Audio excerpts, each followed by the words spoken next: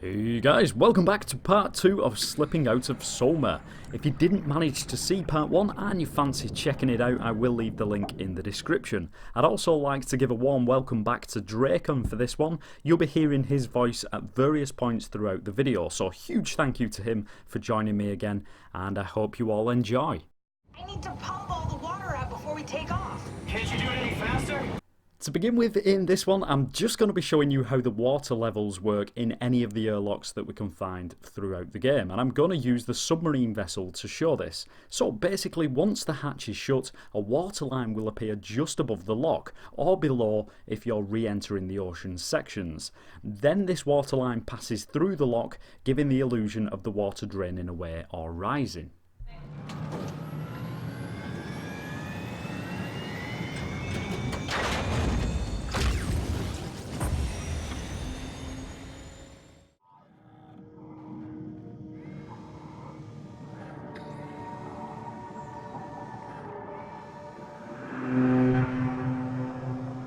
That's definitely the Zeppelin.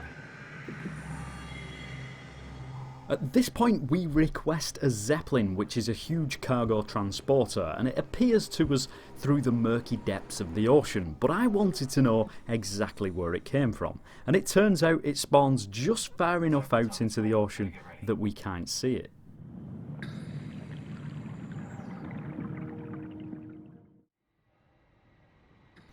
When we arrive at Theta, there were some interesting points to take a look at, like for some reason the developers put a substation doorway in the opposite direction to the main entrance, but when we look inside the station doorway there is a window. Now this is partly due to the door texture being see-through from this side, but why all this is even behind the doorway when we can't see it is a bit of a mystery.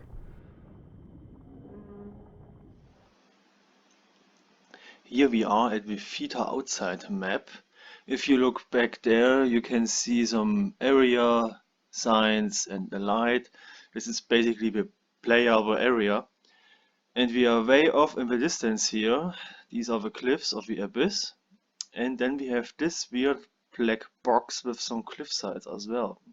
And in there we have pink boxes and a green box, a green area box. This green area box is named Abyss Fall Loop. So basically, according to the map script, as soon as you fall down this huge cliffside, you are getting teleported into this room, into these pink boxes there. And the cliff sides in the background loop around.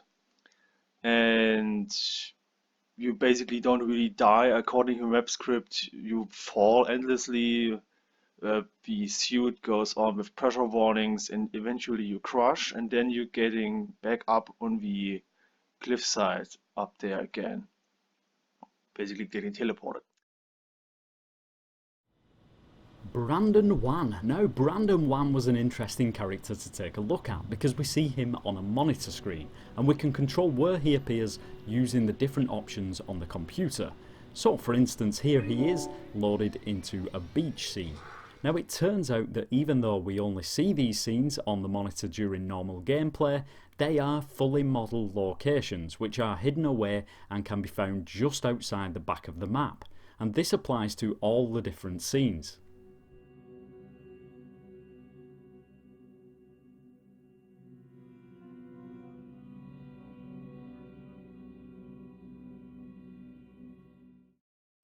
So just to show you how these scenes work, I'm going to load Brandon into the final scene.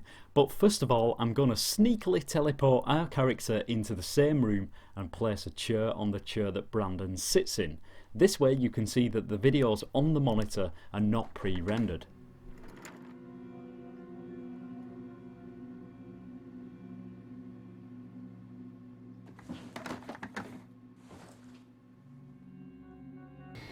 This is a trick. Please, this is important.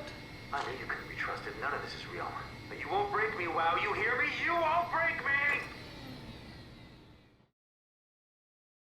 Head inside the dock. The Omnitool can open the door now. And get into the Dunbat. Then plug me in and I'll take us into the abyss.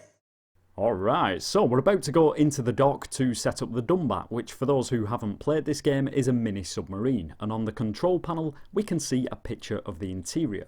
However, when we take the camera into the Dumbat, it is empty, so at first I thought, well, maybe it's just a texture on the control panel, but similar to the Brandon 1 scenes, this monitor is of a feed to a hidden room outside the map, with the interior in this room, and it's actually pretty detailed too.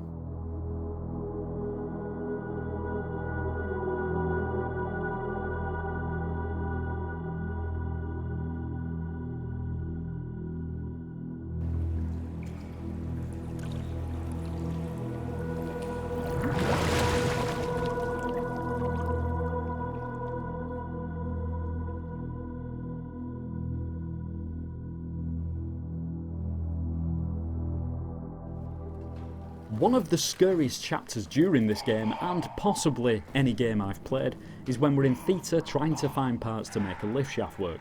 And it's scary because the creature chasing us not only sounds terrifying and looks horrific, but it seems to come out of nowhere when you'd least expect it, and then disappears off into the darkness again. That is, as long as you keep your distance or stay well hidden. So here's Drakon to give a brief explanation of how this works.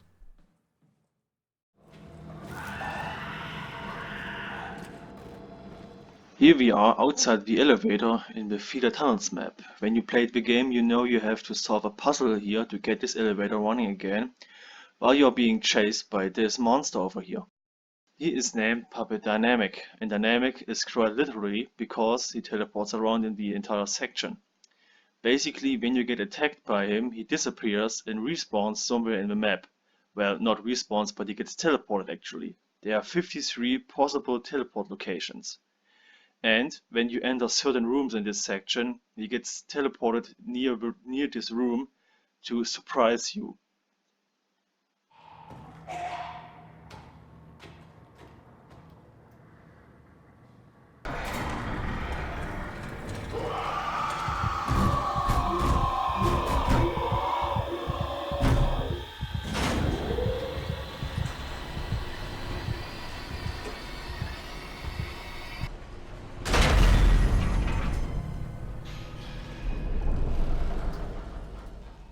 So once we finally get the lift to a working condition, I was curious to know, how does it work?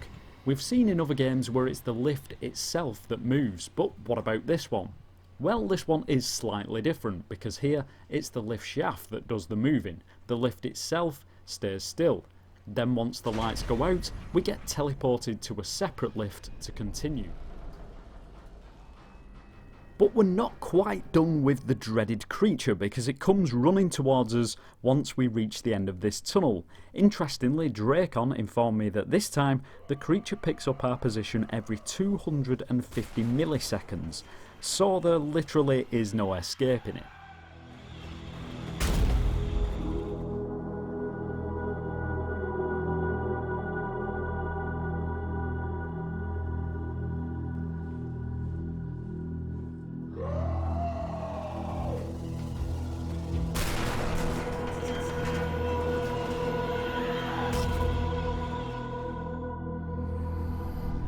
Don't move. It's okay. During the dream sequence we can see Ashley stood over at the window of the flat, but we only ever see her silhouette. However, take a look at this, guys. Hanging out like couples do. Don't move. It's okay.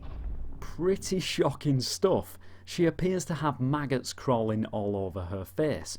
Now, you never see this in-game normally, but if you open the secrets folder within the game file directory, you can find a concept art picture with her looking like this. So it's clear that this design made it through to the final version, but then for some reason the scene was probably rebuilt so the player never sees her face. But it was left like this because there was no reason to change it back. It certainly makes for an interesting find.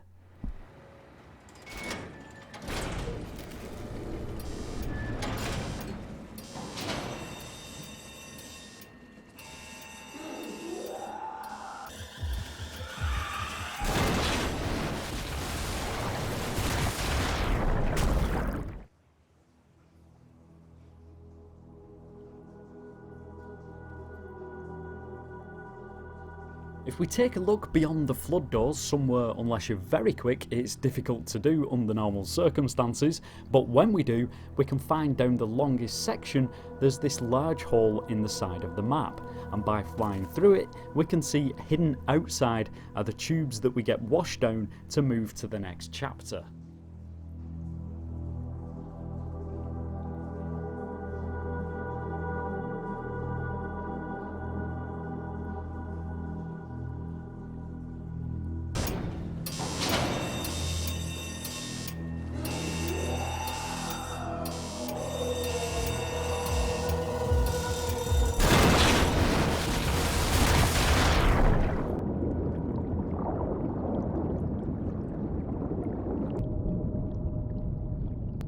Drakon also found something rather interesting at this point. It appears to be a path that made its way through different areas, one called Ambient Huge Hall Sewer Pipes, Player Bubbles Area and Pump Room Valve Trigger, as well as some ceilings that are still remaining from the rooms. He also mentions that the triggers are no longer connected to the map script, so we can only guess at what was planned and removed here.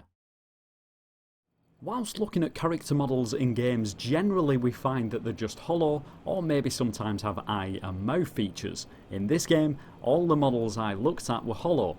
So probably one of the strangest finds I think I came across whilst exploring SOMA is the fact that inside the power suit helmet we can find that there is what looks like a microphone.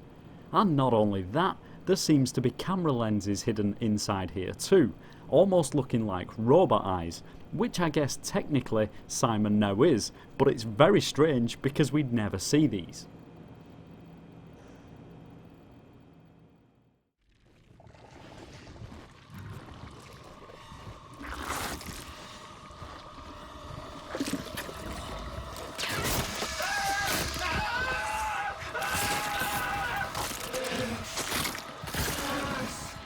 If you chose to stick your hand inside the heart of the Wayu, then you'll probably see it wasn't such a good idea. So let's just rewind and see what it looks like from inside.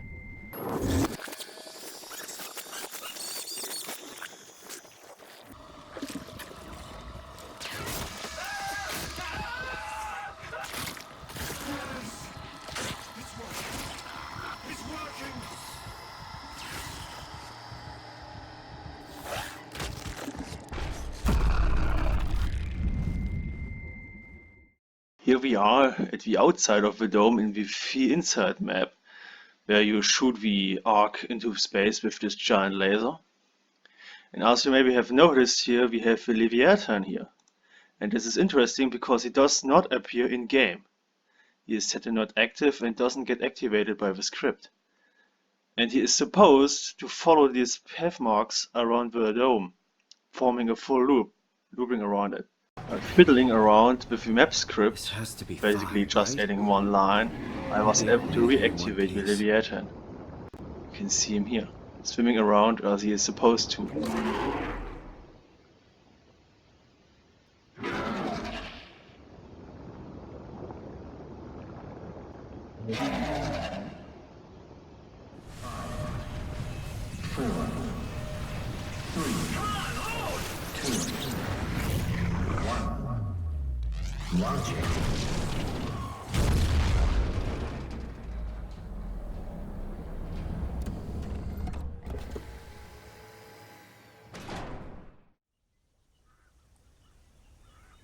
Coming towards the end now, one of the last things we're going to do in this episode is take a closer look at the Ark.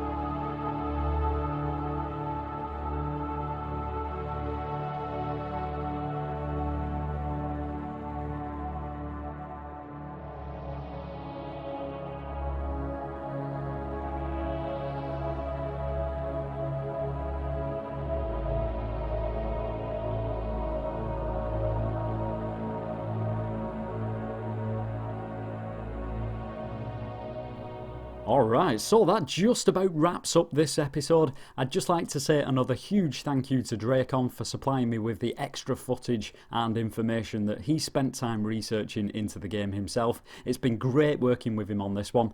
If you haven't played SOMA and you like horror games, it's definitely one I'd recommend, and you can get a copy fairly cheap now too. Also, if you'd like to know more about what's coming soon and what's happening behind the scenes here at Slippy Slides, feel free to come and join me on all the usual social media sites found in the description. It will be great to see you on them. But for now, until next time, as always, take care guys.